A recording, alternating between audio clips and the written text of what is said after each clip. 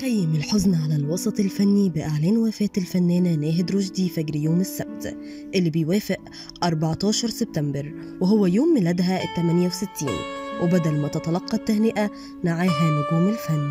الفنانة الراحلة عانت من المرض لسنوات طويلة وتعافت منه عشان يرجع من تاني خلال الشهور الماضية وتتدهور حالتها الصحية حتى لحظة وفاتها. وفي آخر لقاء تلفزيوني للفنانة ناهد رشدي صرحت بأنها كانت متصالحة مع مرضها اللي رفضت الكشف عنه حتى وفاتها، وإنه علمها السكينة والصبر والتقبل وخلاها متصالحة مع الموت وما تخافش منه لأنه جاي.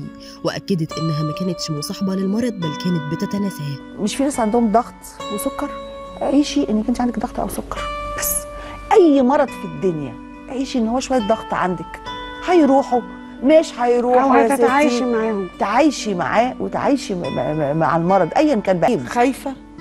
لا. الفنانه ناهد رشدي لها تاريخ طويل في الفن.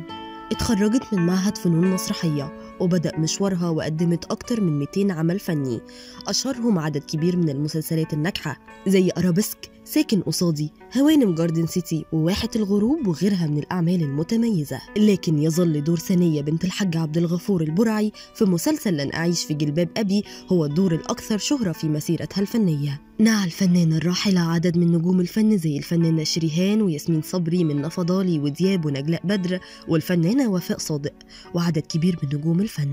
رحم الله الفنانة ناهد رشدي وخالص العزاء لأسرتها ومحبيها.